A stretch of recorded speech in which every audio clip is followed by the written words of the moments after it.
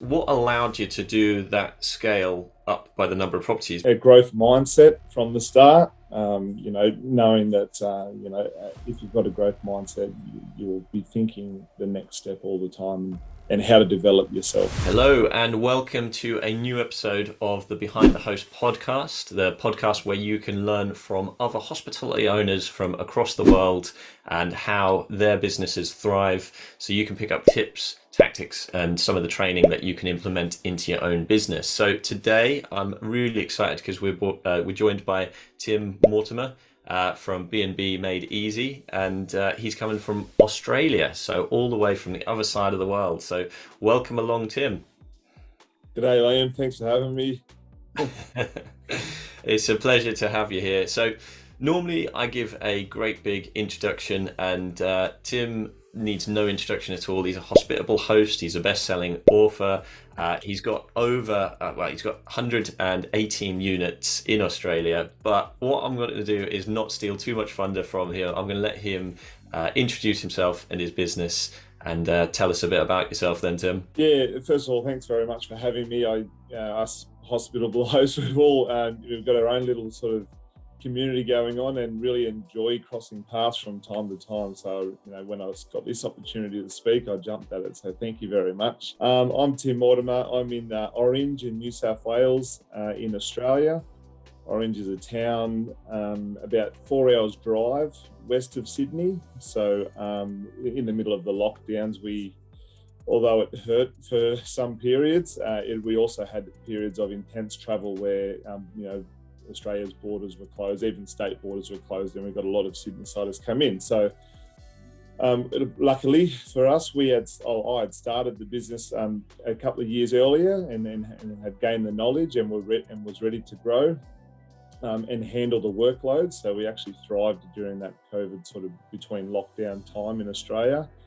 Love the industry and just continuing to thrive and learn as much as I can and obviously pass on as much as I can as well, because I think we can all help each other out here. And Tim, I think you're being modest there. You're a superstar when it comes down to how quick your business has grown. And just for what did you do? Take us back to before you got into the business. What was your career, and how did you get into this? How did you spot the opportunity?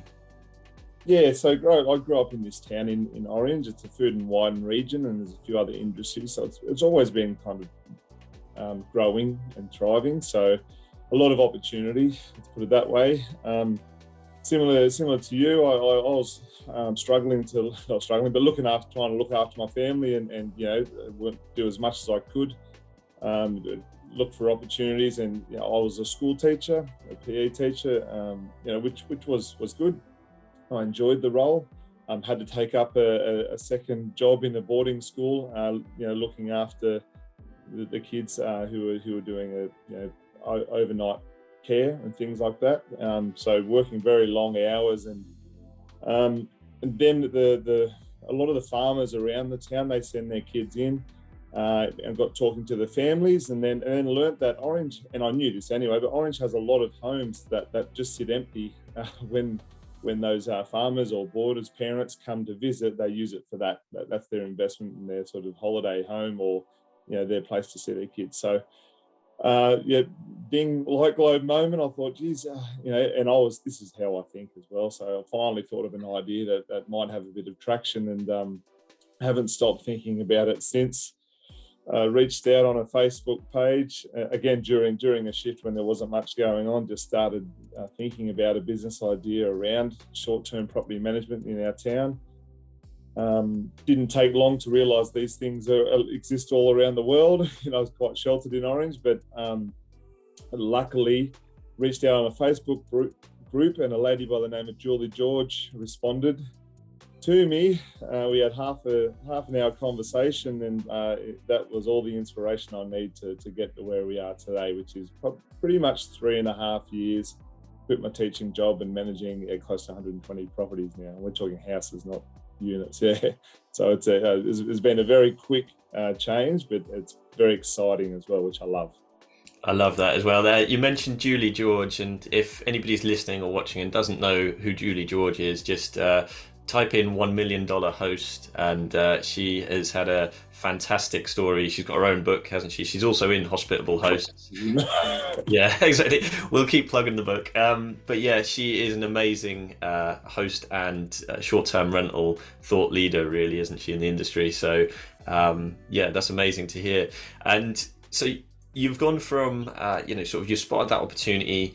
You've then, sort of realised that there's some empty homes in the area. You've reached out to somebody who's kind of walked that path before and got some advice. How did you get your first one? What was the first one or first few? Talk us through how you done that. Yeah, so naturally it was a slow start. There was a big learning curve to be done. Off the advice of Julie, I went and got my real estate license before even starting the business, because that was my commitment to then moving forward. I was quite lucky. My parents owned a vineyard in town, and they had a couple of apartments on it. Mum was only on booking.com, so that was my sort of. I piggybacked off that a little bit to learn. Whilst doing a lot of nighttime research and a bit, podcasts and things like this, just to gain some knowledge. And I knew that it wouldn't take long before I could become a bit of a market expert in the area, because no one was doing it before. And then once I was that, I could then offer the service of helping other people out, because I would have more knowledge. So I did about 9 months, and then I remember I saw a house for sale, and I thought, geez, this would be amazing.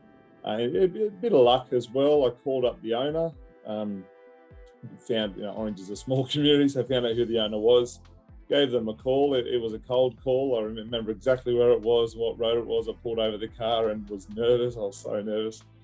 Anyway, and they had heard of the Airbnb idea before, and there was my first property, and it performed extremely well. And without even a business name yet, I had 2 or 3 other people in town call me up from word of mouth that this was happening, established the business name. And so that had taken a full year. I was teaching at the same time. And I was like, oh, geez, this is actually working. Let's give it a bit more. Let's see how we can go. And then within the next year, I got up to 24 properties, and I had a part-time employee helping me out.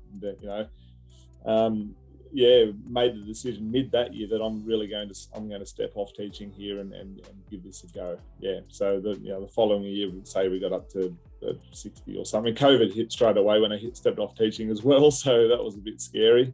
That's amazing. You're just saying about those steps there. So you've gone from like 4 for a short period of time, and then you've suddenly gone up to 24, and then you've gone up you've jumped up again to 60, obviously. And how did you feel?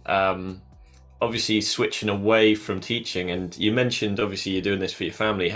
What was the emotions like at the time, and just making that switch? Yeah, I think and honestly, I'd never stopped thinking about the idea since I thought of it, and Julie George inspired me, and I gained more knowledge and knew it was going to work. So I was quite confident that it was going to work, which is good. I thought I'm 30. I think I was 33 or something at the time, and if I'm going to do something, if I'm going to try something, it's now. So I paid for my real estate course. This is off a couple of $1,000. This whole business was created as well. So there was a financial commitment, as I mentioned. We had a lot to pay for, so there wasn't too much spare cash around. But again, all of those things contributed to really backing myself and the idea. It had to work because I had a family to support. So I was working long days, but yeah, I'll never regret it, because I'm in such a much better place right now. And I knew that if I dug down and got to that sort of point, that I would emerge in a pretty cool place, and that's exactly where I am now. It's really good. That's amazing. They say when you've got a strong enough why, the how becomes clear, doesn't it? So yeah, exactly. You make it. Yeah, that's exactly how it worked for me. And and then obviously I didn't know much about business before, so there was a lot of things I had to learn. I built my own first website, and it took me 2 months, I think, and it wasn't good at all. But you've got to get in there and do those little steps in order to emerge. in a better place where we can eventually pay someone like That's Mark to do a website for you. That's cool. I mean, when it comes down to the scaling, let's talk about, you're a great person to ask scale questions too, because you've gone from, a few properties and then jumped up in these, sort of blocks of properties. What would you say was the success? What allowed you to do that scale up by the number of properties? Because there'll be people listening at the moment who goes, well, do you know what? I'm struggling with 1 property or 3 properties or 6 properties. What is the mindset that you need to have to scale, and what advice would you have around scaling in general? Yeah, a great question, because it's so complex as well. I'll just try my best, but definitely a growth mindset from the start. Knowing that if you've got a growth mindset, you will be thinking the next step all the time and how to develop yourself and all of that. So everyone we hire in our business now, we're looking for things like that. Something I learned early, and I did a bit of research on it, is and because of our hospitality, but also the course of a guest coming in, or the communication, a guest coming in, the communication again, then the cleaning business. We've created our own cleaning business in-house as well, so that's been a great factor during COVID, but it's also meant a lot of work, and but it's also a really good protective factor. If anything else happens, we've got that in-house, so we can control that. Mm-hmm. But everything, it comes down to the systems that you create and writing it down, so you don't have to rethink every time something happens again. If you can have a procedure for it, then you can hand it off to someone else who can do the same job or a similar job, and you can monitor them. So that's something, if you say you have a couple of properties or even 1 property looking to grow, really start writing things down, how you do things, and once you start getting people to help you, don't do it for them, teach them to do that. And I'm to a point where I've got probably 12 staff, and they're all thinking that way, that when you have to do something more than once, let's write it down, make a procedure for it, and then then we don't have to use that brain power and drag us down on another day.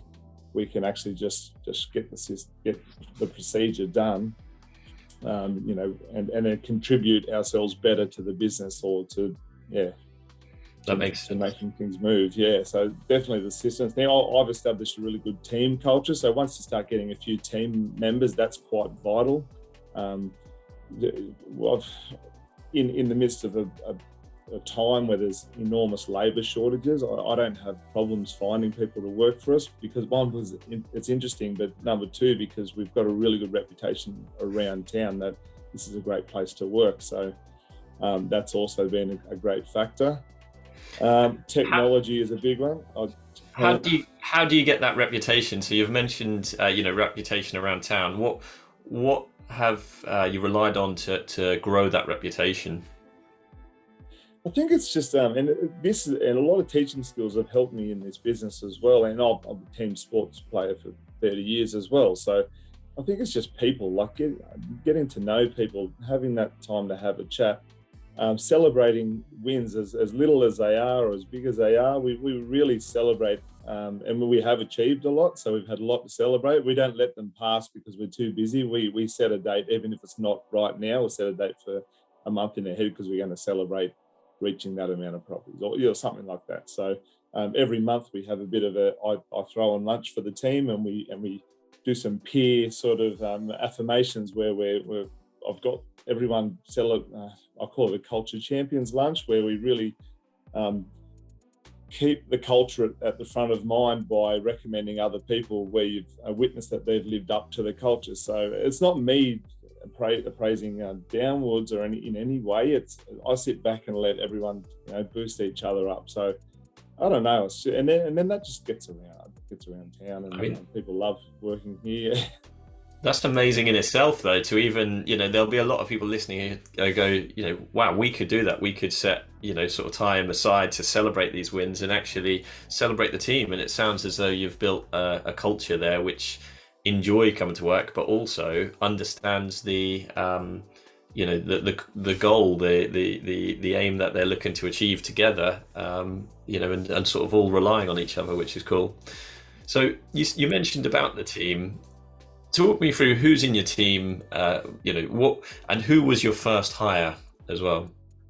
Yeah, it's been quite interesting, especially with the rapid growth, and as you get further into the business and org charts and things like that.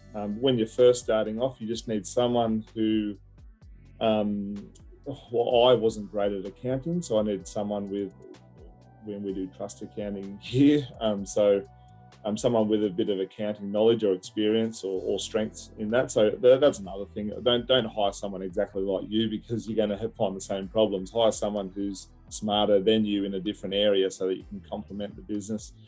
I found that person. The first interview, I was like, that's it, I know who it is. Proceeded with the other 5 interviews that I had lined up, but found a gorgeous lady who became the mother of the business and fostered it through the next year or two until she left. But yeah, it's, I don't know, just get the right people. I think about your values, what you want for the business, and again, do research around interview questions and try and expose those things throughout the questions without directly asking them and having them say, yeah, I'll do that.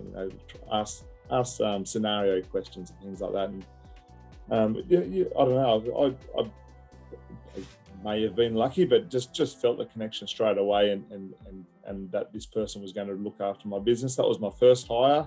And then we've ended up to a point now where we have 4 or 5 departments. So we have and they are teams. So a GAPS team, and that's guests and property success. So they focus on that. And then we have an operations team, and that's the warehouse, that's cleaning, our home host, which we call them as well. That came from Julie George, but also our maintenance team. Then we have a business development team as well. So we're starting to develop teams, and when you get to that point, things become much clearer. Like you can define your roles, because if someone leaves in that position, someone else fills that position. But as you're growing with maybe 1 to 2 to 3 people, your positions are going to have to change quite frequently. So again, if you've got a good positive culture and you let them know that change is going to happen, that will happen much more easier. I love that. I love not only that, the mindset growth there of not just managing, yourself and the properties, but actually then start to manage teams of people and have defined teams. What was did you say the GAP team? What did that stand for? We get GAPS, guest and property success. So again, all of our business, they all, we figured that's a person. All the guests, that's all the communication and the reservations, and they're on the property management software that we use. But then also they are in tune with all of our properties. So we figured that because if the guests are asking about a property, they would have the knowledge on the property. So, and they're the connection to all the platforms, and that just found its way to that side. Yeah.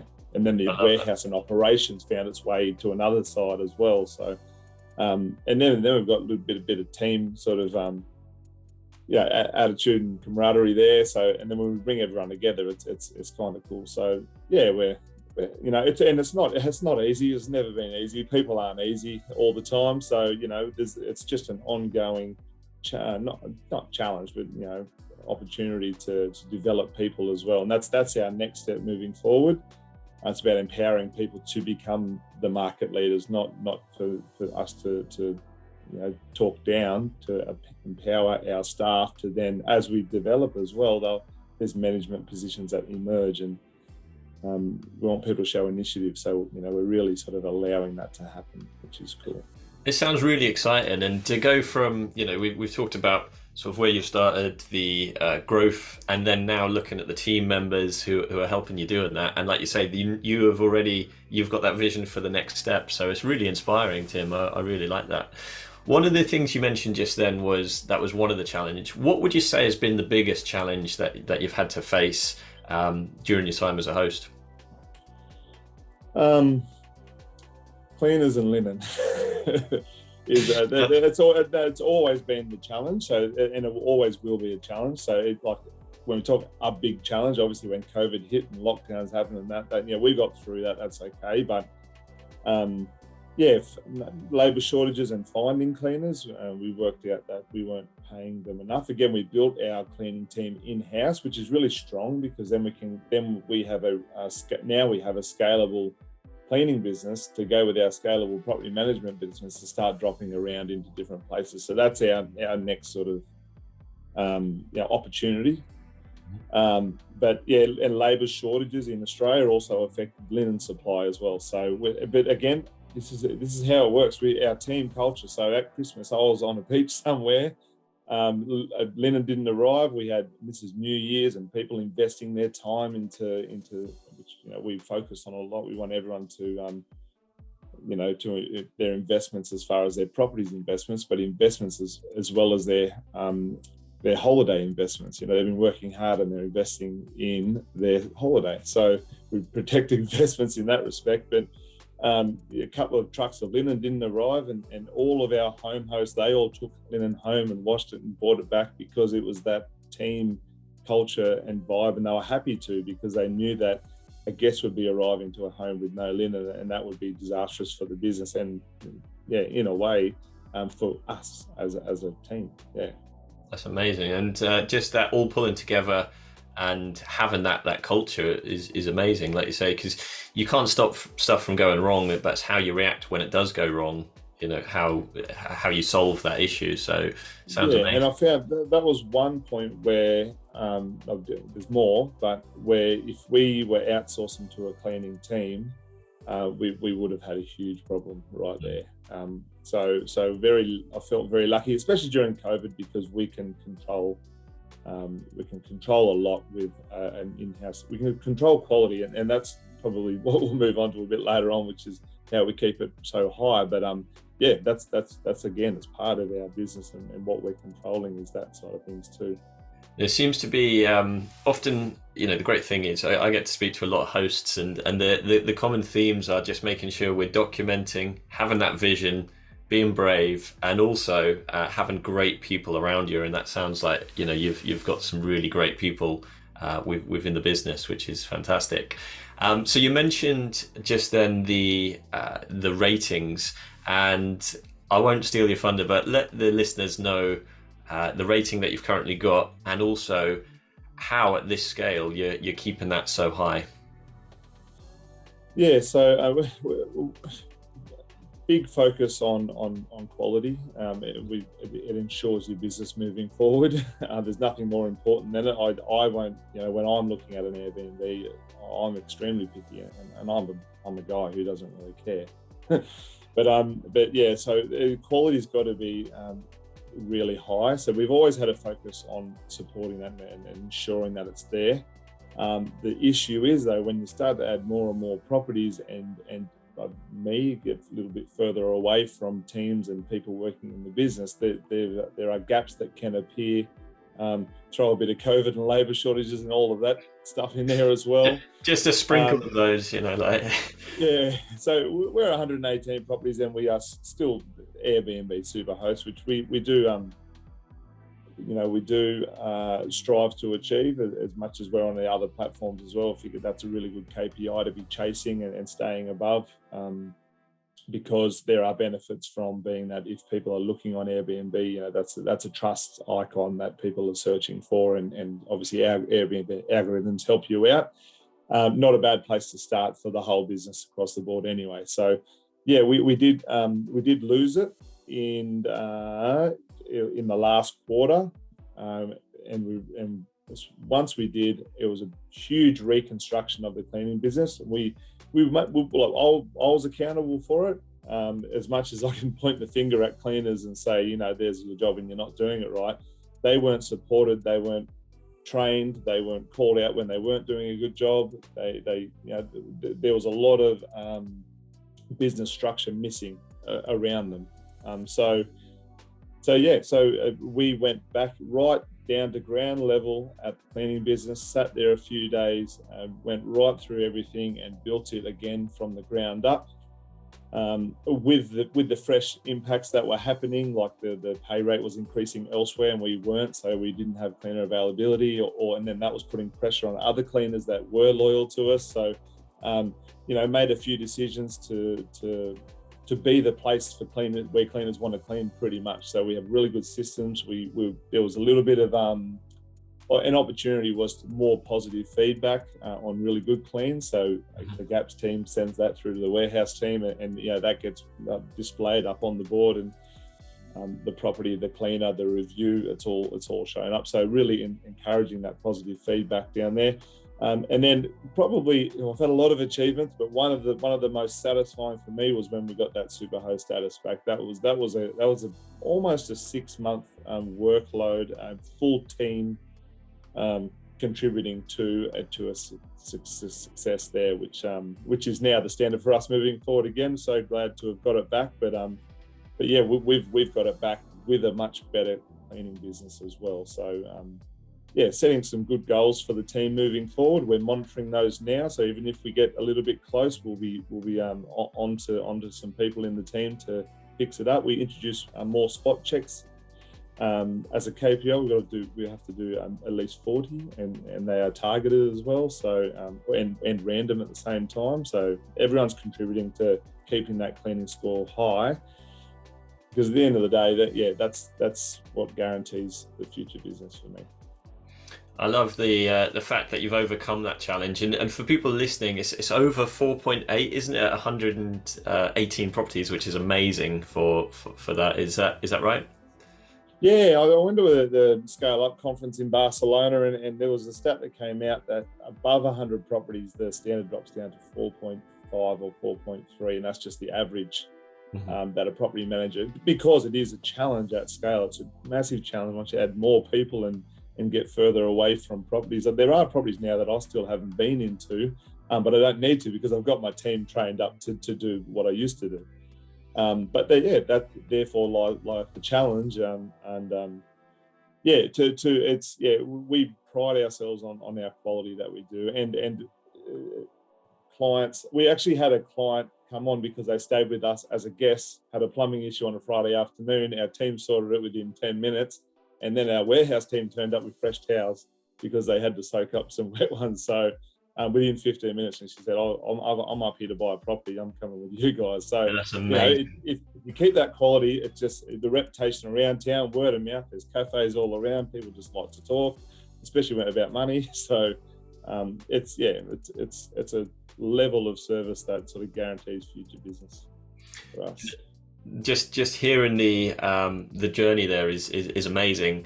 And it's kind of, I want to go in two different directions with two different questions, but we'll stick with the guest side of things, the experience, which just sounds amazing. And like you say, that is helping the reputation, which is helping more people come to you, which again, in turn, with your systems, is then helping to deliver on that promise to them, and then again, attracting more people, which is amazing. So let's talk more about the guest experience. I know that as you've grown, and this is mentioned within the book, or within the chapter in the book, that you've added on experiences for guests and things like that. You've become a place where you can offer a little bit extra. Is that right? Yes, definitely. And I'm this. You can only do so much. We're still not doing it to the point that I know we will end up doing it too.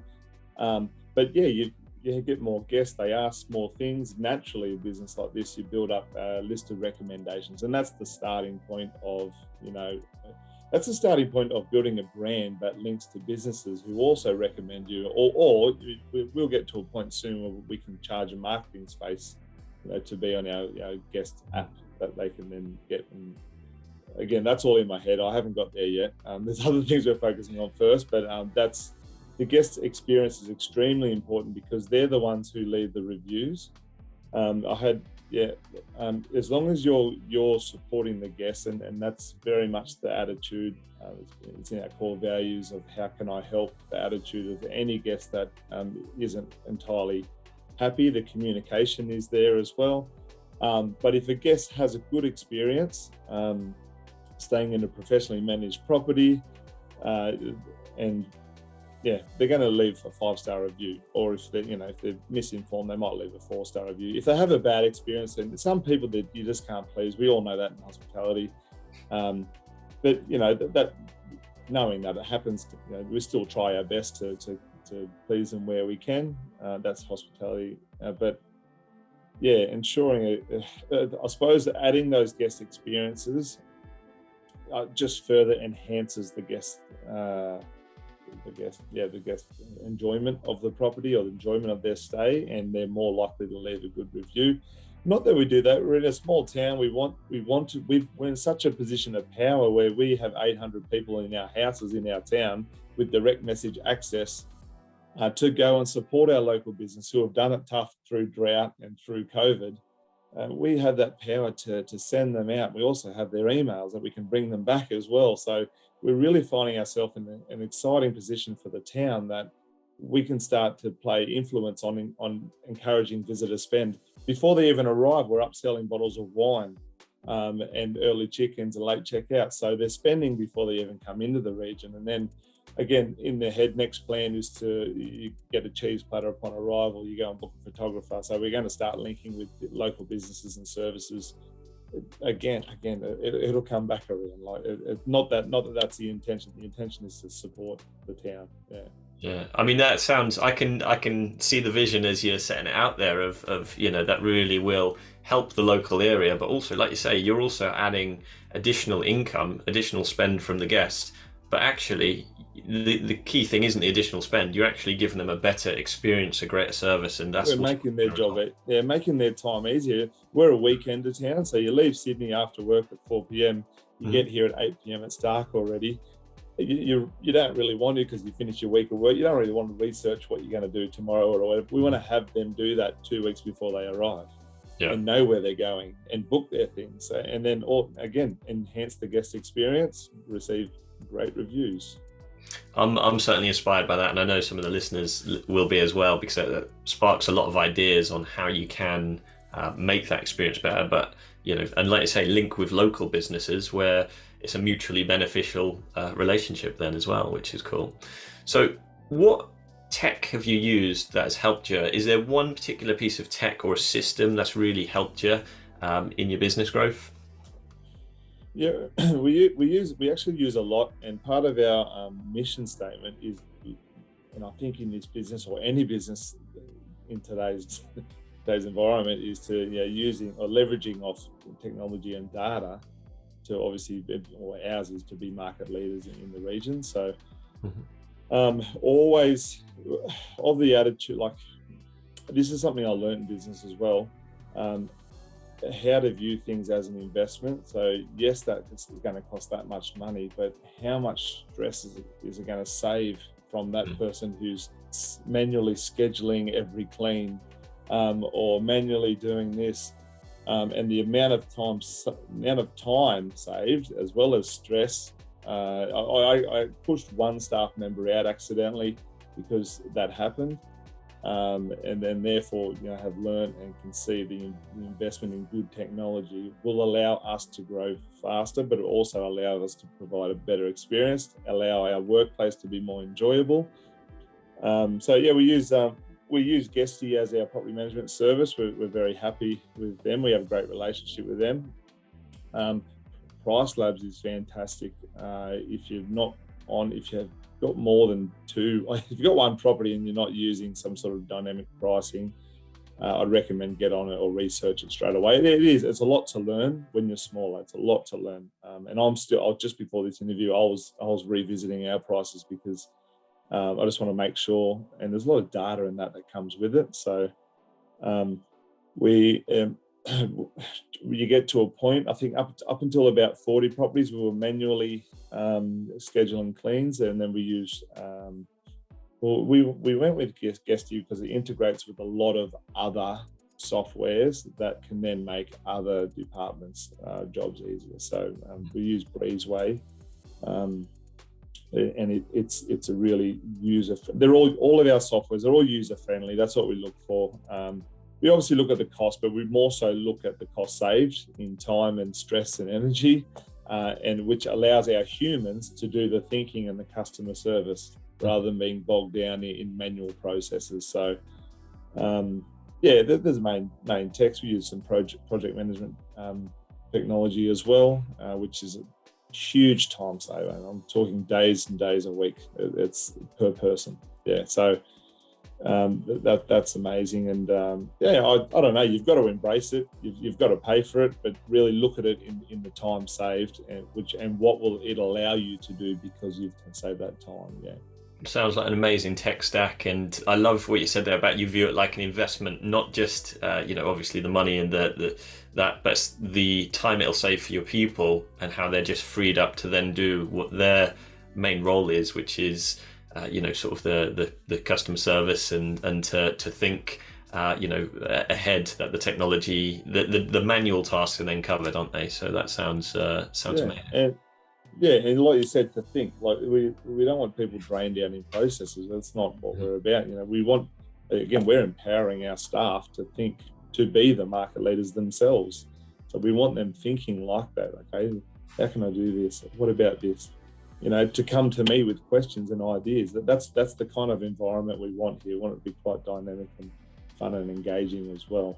That's cool. So we've covered obviously where you started, your scale, your tech, your team.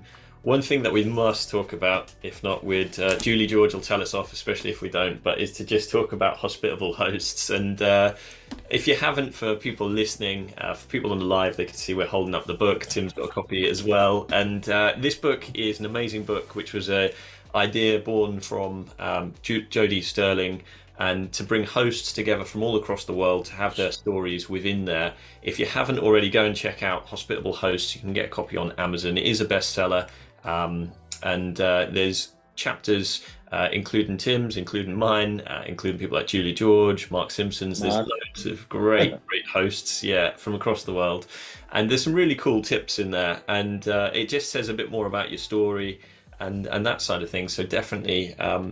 One of the questions I'd have is, what got you involved in the book? What tempted you to get involved in the project? Yeah, I'm very close with Julie George. I invited her down to our 100 property party just as a big thank you, and we've become quite close. Like, she was also there in Barcelona when I was there too, so we've crossed paths a few times. And she said, Tim, you've got an amazing story to share. Like, get on this book. And I was like, oh, yeah, okay. I haven't written a book before. But then once I learned more and who it's an amazing book, because there was no obviously the book's called Hospitable Host, and that was the only direction we were given. Like, everyone.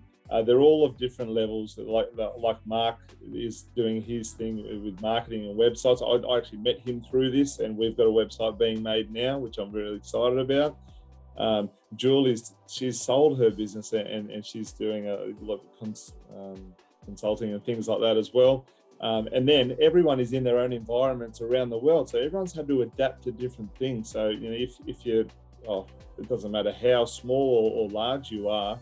There's some really good stories, and obviously the core being around hosting guests, which again, it's all about raising the bar with these short-term, the rental industry, and helping each other move forward together as a broader industry to keep the quality really high and to ensure its longevity. Hospitality is such an exciting space, isn't it? It's a growing space, it's an exciting space, and having stories and what we can learn from each other all around the world with these new pieces of technology and new ways to market and new experiences that people can have. So Tim, thank you so much for that. I really feel we've got to know your business. As we draw these to a close, we like to ask a couple of quick fire questions, and I know that recently you travelled a bit. I got to see, I'm friends with you obviously on Facebook, and we get to see from the Hospitable Hosts group.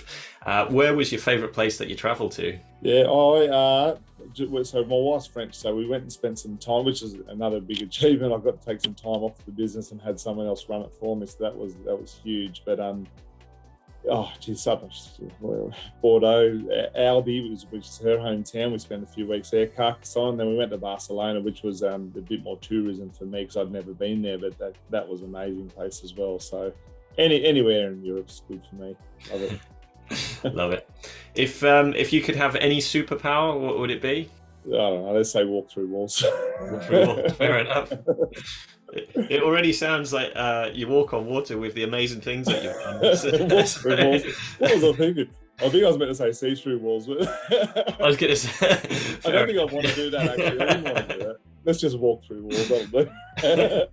Love it. And lastly, who inspires you, or is there any sort of mantra or quotes that you like to live by? I don't know if this is good or not, but on everything I do, like we put on a concert and that too, and it's like nothing happens if nothing happens.